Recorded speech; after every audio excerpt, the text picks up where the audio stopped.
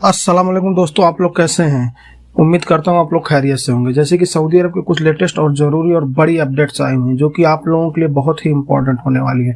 इसमें एक अपडेट्स तो सऊदी एयरलाइंस फ्लाइट के हवाले से आई हुई है जो कि बहुत ही खास होने वाली है, तो आप लोग वीडियो को लास्ट तक ज़रूर देखना। जैसे कि आज की पहली अपडेट ये है कि 4 गैर मुल्की जो कि सऊदी अरब में जाली नोट छापने का काम करते थे उनको गिरफ्तार किया गया। जैसे कि पब्लिक प्रोसिक्यूशन ने कहा है कि करेंसी नोट की जालसाजी पर 4 एशियाई गैर मुल्कियों को सजा दी गई है। सबक वेबसाइट के मुताबिक मजकूरा अफराद के कब्जे से जालसाजी में इस्तेमाल होने वाले सामान और 8,700 रियाल के जाली नोट जब्त किए गए हैं। पब्लिक प्रोसिक्यूशन ने कहा कि तमाम सबूतों के बुनियाद पर मजकूरा अफराद को अदालत में पेश किया गया। अदालत के सामने इन सब लोगों ने अपने जुर्म का इकरार किया, जिसकी बिना पर उनमें से हर एक को 5 साल की सजा सुनाई गई है। अदालत ने सबको 1,20,000 रियाल जुर्माना और कैद की मुद्दत पूरी होने के बाद मुल्क से देशबदर कर दिया जाएगा, यानी ब्लैक लिस्ट करने का फैसला भी किया गया है।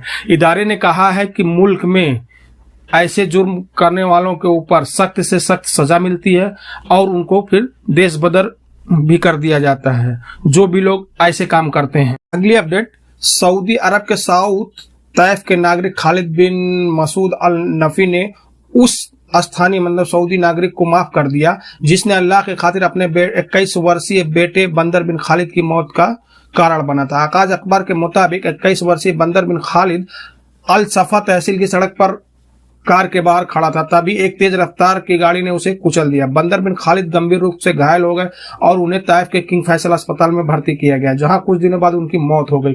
खालिद अल नफी ने अपने युवा बेटे के अचानक मृत्यु से बहुत दुखी थे, लेकिन उन्होंने अपने बेटे के मौत के कारण बनने वाले व्यक्ति को सार्वजनिक रूप से माफ कर दिया। दक्षिण ताइफ के कबीलों के बुजुर्गों ने खालिद अल नफी की पहल की प्रशंसा की और कहा कि उन्होंने जो किया है एक महान बलिदान, अल्लाह उन्हें इसका बदला जरूर देगा। तो जो भी भाई ऐसा रहता है, अगर वो माफ कर देता है तो अल्लाह उनको अजर जरूर देता है। तो इन्होंने भी अपने बेटे के जो मौत का कारण बना था, गाड़ी से एक्सीडेंट हो गई थी, जो सामने वाले की गाड़ी ने उनको कुचल दिया था, तो उनको माफ कर दिया। बहरहाल अच्छा ही किया क्योंकि अल्लाह उनको अजर जरूर देगा। अगली अपडेट, एक शख्स ने जबरदस्त के ट्विटर हैंडल पे एक सवाल किया कि मैं सऊदी अरब में हूं, फिर भी मैं अफसर में जब भी लॉगिन करने जाता हूं तो मेरा अफसर मेरे देश का शो कर रहा है, मतलब दूसरे देश का मेरे देश का शो कर रहा है। इस सूरत में मैं क्या करूं, मेरा अफसर नहीं बन पा रहा। तो इस सवाल का जवाब देते हुए जवाजात का कहना है कि जो भी गैर मुल्की यहाँ काम करने के लिए आते हैं उनका सबसे जरूरी है कि वो लोग जवाजात से रुजू करें, लेकिन जवाजात में वो खुद नहीं रुजू कर सकते हैं, यानी अपने कपिल के साथ जाएं या कपिल जिसको मुकर्रर किया हुआ कि मेरा सब काम ये देखता है। जैसे बड़ी बड़ी कंपनियां तो कपिल तो है नहीं, कोई मैनेजर होता है, कोई कुछ होता है, उसको पावर ऑफ अटॉर्नी दिया जाता है कि मतलब जाके ये कोई भी काम मेरा करा सकता, तो उसको लेके आप जवाजात दफ्तर जाएं। जवाजात दफ्तर जाने से पहले आप अपॉइंटमेंट हासिल कर लें, क्योंकि बगैर अपॉइंटमेंट का आपको जवाजात नहीं जाना है कोई भी अभी नए सिस्टम के तहत। तो जब आप अपॉइंटमेंट ले लेंगे उसके बाद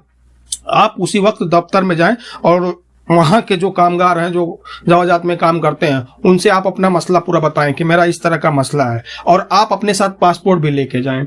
उसके बाद वो पासपोर्ट आपका चेक करेंगे, उसके बाद आपका अफसर वहां से जवाजात से अपडेट कर देंगे वो लोग और आपका फिर से अफसर सही हो जाएगा। क्योंकि अभी सऊदी अरब में रहने के लिए अफसर सबसे जरूरी है, क्योंकि हर एक आदमी के पास अफसर होना ही चाहिए, क्योंकि अफसर के बगैर यहाँ कुछ भी नहीं होता। अभी आप कोई बैंक में अकाउंट खोलने जाओ या कुछ भी करो तो हर जगह अफसर लगता ही लगता है। तो ये जरूरी है कि आप लोग अफसर अपना बना ही लें, क्योंकि जवाजात ने कहा है कि हर आदमी के पास अफसर होना चाहिए। तकरीबन होगा भी, कुछ लोग होंगे जिनके पास नहीं, लेकिन वो लोग भी बना लें। अगली अपडेट, सऊदी अरब में सऊदी एयरलाइंस जो फ्लाइट है इनके जो तर्जमान है अब्दुल्ला अल सहरानी ने बहुत बड़ा ऐलान कर दिया है कि जो भी अभी सऊदी अरब उम्रे के लिए आना चाहते हैं या घूमने के लिए सऊदी अरब आना चाहते हैं, अब उनको वीजा लेने की जरूरत नहीं पड़ेगी, क्योंकि उन्होंने कहा है कि सन जो 2030 का विजन है इनका, उसके मुताबिक अभी जो भी सऊदी एयरलाइंस का टिकट खरीदेगा, कोई भी शख्स किसी भी देश का, अगर वो सऊदी एयरलाइंस का टिकट खरीद रहा है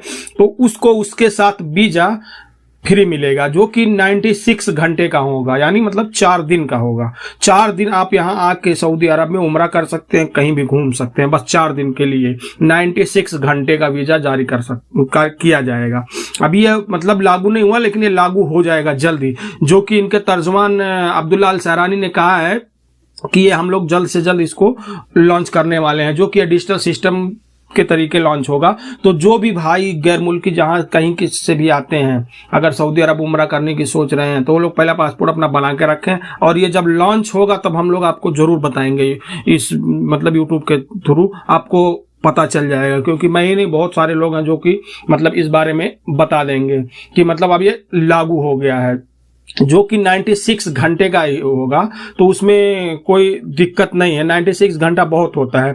अगर हम इंडिया से कहीं कोई भी देश से अगर आते हैं तो 96 घंटा नहीं, 4 दिन होता है। तो 4 दिन में आदमी उम्रा करके रिटर्न जा सकता है, मतलब अब वीजे का झंझट नहीं रहेगा। आप टिकट लेंगे जब सऊदी एयरलाइंस का, लेकिन सऊदी एयरलाइंस का ही टिकट लेना होगा अप डाउन, तो उसी के साथ आपको वीजा फ्री में मिल जाएगा। जहां से आप टिकट लेंगे वो सिस्टम में ऐसा रहेगा ही, ऐसा सिस्टम में लोग लॉन्च करने वाले हैं कि जब आप भी मतलब टिकट लेंगे तो उसके साथ वीजा फ्री हो जाएगा, मतलब आप आराम से आ सकते हैं, ना कहीं ऑफिस में जाने की जरूरत, ना कुछ करने की जरूरत, बस आप कहीं से भी टिकट ले लें, खुद भी ऑनलाइन टिकट ले सकते हैं, तो भी आप कोई बात नहीं है, आपका काम हो जाएगा।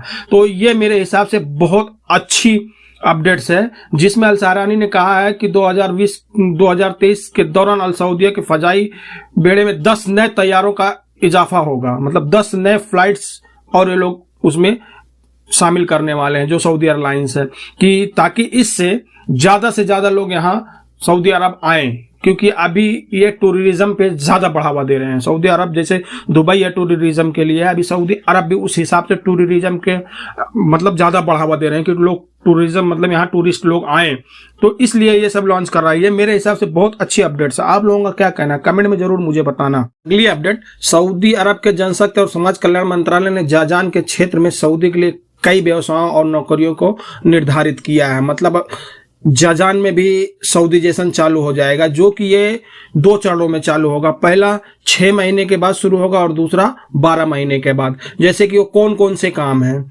आपको मैं ये बताता हूँ। अकाज अखबार के मुताबिक जो जाजान के गवर्नमेंट के समर्थन में सऊदी कई व्यवसायों को नामांकित किया गया है, जैसे कि इस फैसले के तहत विज्ञापन एजेंसियों का काम, फोटोग्राफी, कंप्यूटर और लैपटॉप की मरम्मत और रखरखाव का काम 70% सऊदी ही रहेंगे उसमें। इसके अलावा मैरिज हाउस और फंक्शन हॉल के प्रभारी पद और बुकिंग एजेंसियों के पद के लिए भी सऊदी के लिए ही आरक्षित है। सफाई का कर्मचारी और लोडिंग और अनलोडिंग कर्मचारी भी सऊदी होंगे, लेकिन उनकी दर 20% से ज्यादा नहीं होगी। ये सब जो सफाई कर्मी उसमें 20% है। बयान में कहा गया फैसले के लागू होने की तारीख के 6 महीने बाद ही ये शुरू किया जाएगा, जिसमें बताया गया सऊदीकरण के फैसले में यात्री नाव के संचालन और मरम्मत के लिए इंजीनियरिंग के 50% पद स्थानीय नागरिक के लिए आरक्षित किए गए हैं। इस तरह से नाव सुरक्षा तकनीशियन, नाविक, लेखाकार, जहाज यातायात पर्यवेक्षक, टिकट चेकर, सहायक लेखाकार आदि के पद का सऊदी के लिए आरक्षित है। तो अभी जाजान में भी बहुत सारे जितने काम मैंने बताए हैं, इसमें इन सब काम में सऊदियों को रखा जाएगा, जिसमें कुछ 70% है, किसमें 50% है, किसमें 20% है। तो यहाँ भी गैर मुल्कियों की नौकरी जाने वाली है जाजान क्षेत्र में भी। तो आप लोगों को वीडियो कैसी लगी? अगर वीडियो अच्छी लगी तो प्लीज यार मेरे चैनल को सब्सक्राइब कर लो, लाइक करो, कमेंट करो और अपने दोस्तों को शेयर भी करो। फिर मिलते हैं इंशाल्लाह किसी नेक्स्ट वीडियो में, तब तक के लिए अल्लाह हाफिज।